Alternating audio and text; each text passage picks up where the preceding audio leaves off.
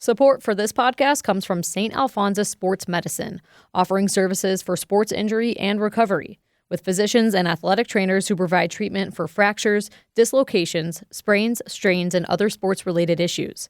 More information on services at stalphonsus.org. Love Boise State Public Radio podcasts? They are free to enjoy, but not free to produce. If you can give, your support helps keep shows like Idaho Matters and Scandalize available to everyone. Donate now at boisestatepublicradio.org. From Boise State Public Radio, this is The Connector. It's Idaho's Daily News. Good morning. I'm George Prentice.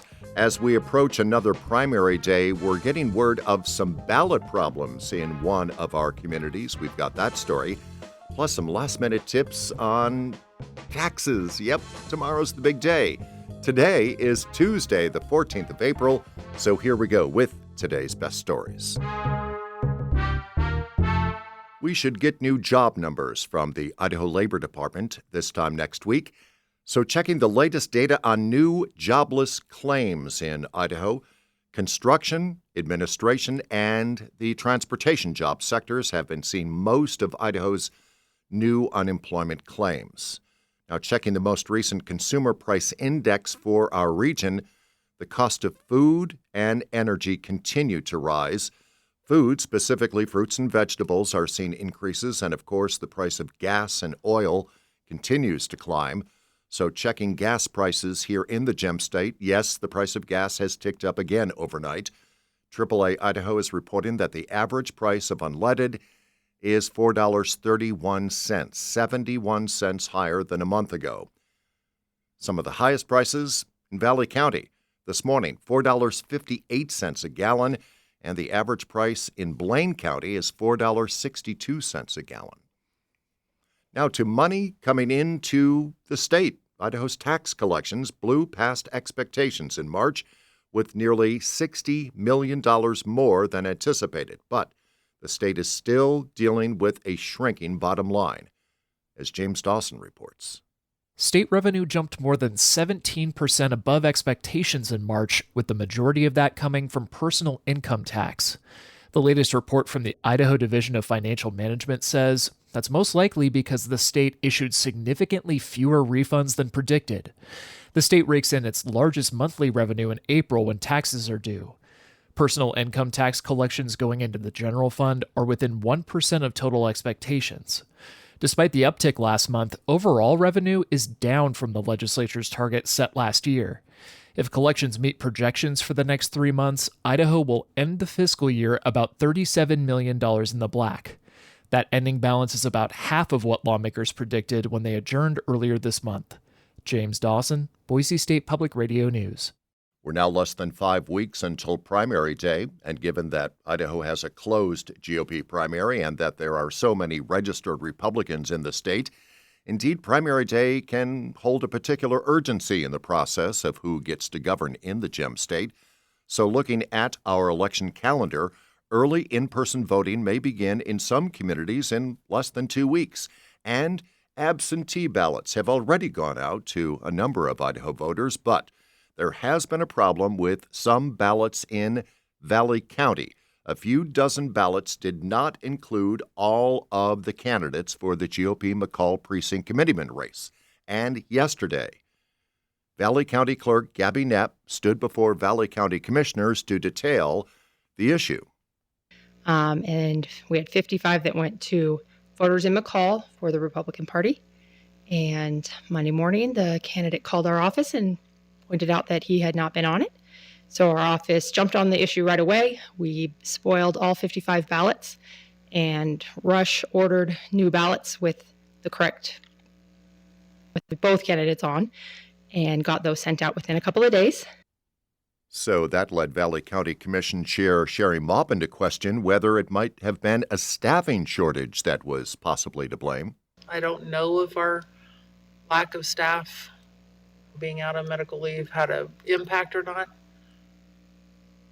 Yes, we are down a person that definitely, we feel very confident that it wouldn't have happened had everybody been in the office doing their normal routine. But again, we're not blaming and situations on it. We should have caught it and Unfortunately, human error happens, and it's impossible to eliminate it entirely. So that was Valley County yesterday. Now, another issue in Latah County. In a meeting with Latah County commissioners, some poll workers there have let officials know that during a recent election cycle, poll workers said they had to work 14 hours a day sometimes and were overwhelmed.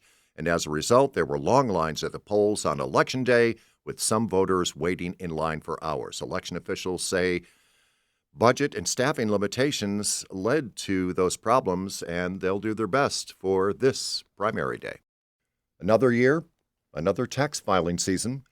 This morning, Julie Lucata has details on what to keep in mind before the deadline, which is tomorrow. This year, the state legislature passed a law adopting the conformity deductions from the Big Beautiful Bill.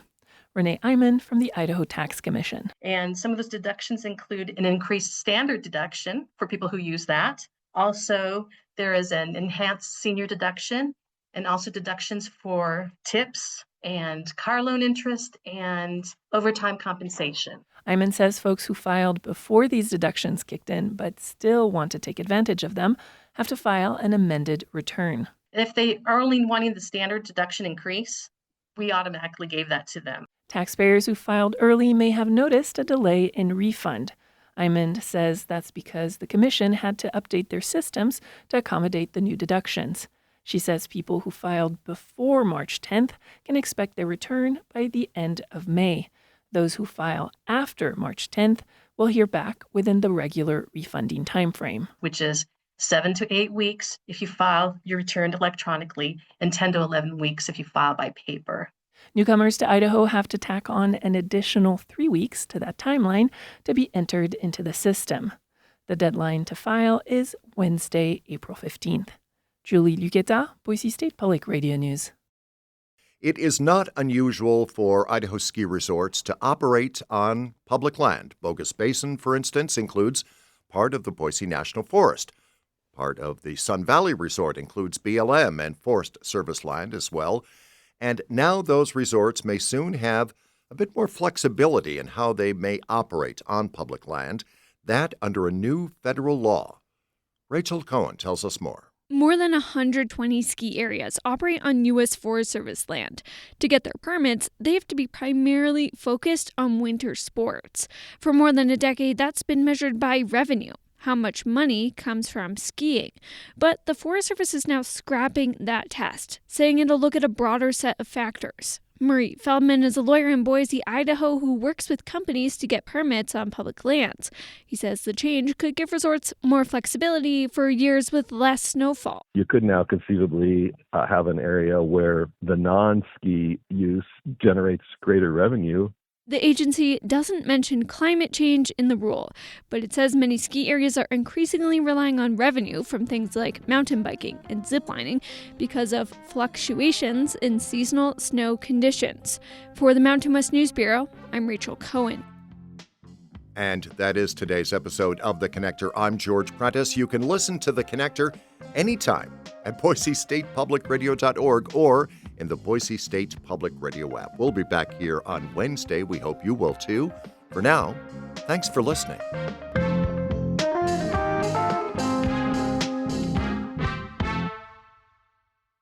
You know, every day on Up First, NPR's Golden Globe-nominated morning news podcast, we bring you 3 essential stories. At the heart of each story are questions. What really happened? What really mattered? What happens next? At NPR, we stand for your right to be curious and to follow the facts. Follow Up First wherever you get your podcasts and start your day knowing what matters and why.